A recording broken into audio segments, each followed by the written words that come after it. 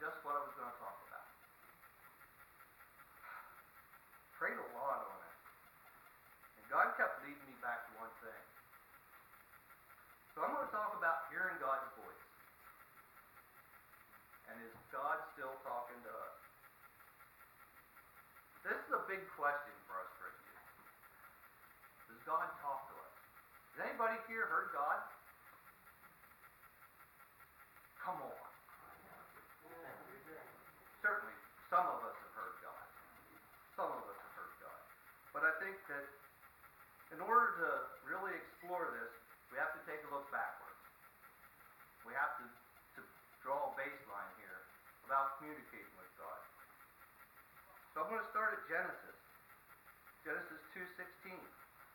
God spoke to Adam, saying to him, "You are free to eat from the tree in the garden, but you must not eat from the tree of knowledge of good and evil, for when you eat of it, you will surely die." So right from the beginning, with his first creation, his first human, God started a dialogue. And not long after that, we started disobeying him. He was speaking to us in Genesis 3:6-19. When the woman saw that the fruit of the tree was good for food and pleasing to the eye, and also desirable for gaining wisdom, she took some and ate it. She also gave some to her husband who was with her, and he ate it. And then the eyes of both of them were opened, and they realized they were naked. So they sewed fig leaves together and made coverings for themselves. Then the man and his wife heard the sound of the Lord God as he was walking in the garden in the cool of the day. And they hid from the Lord God among the trees. But the Lord God called to the man, "Where are you?"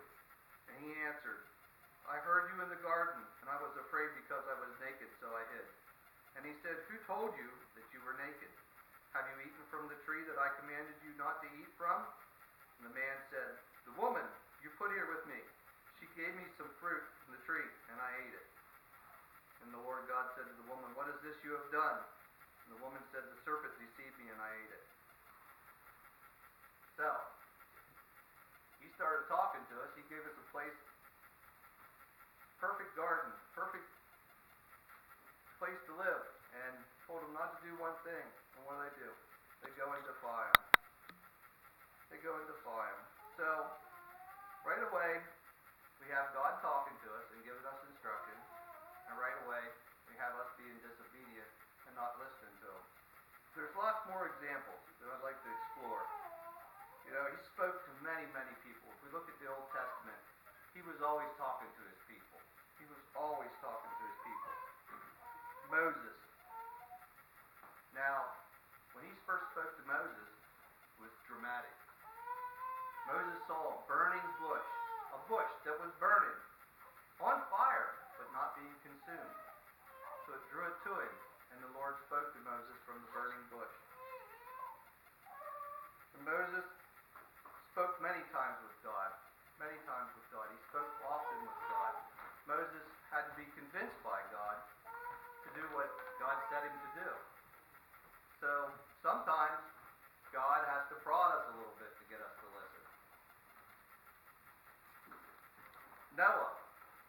God spoke to Noah. And he told him to build an ark. And he gave him very, very specific instructions on how to build that ark. How big it should be, how many decks it should contain, how many windows it was, how many animals he was to put in, who he was to take along with him. So he gave him very, very specific instructions. Solomon. When he spoke to Solomon, and he told him, build a temple. He said, this is how you're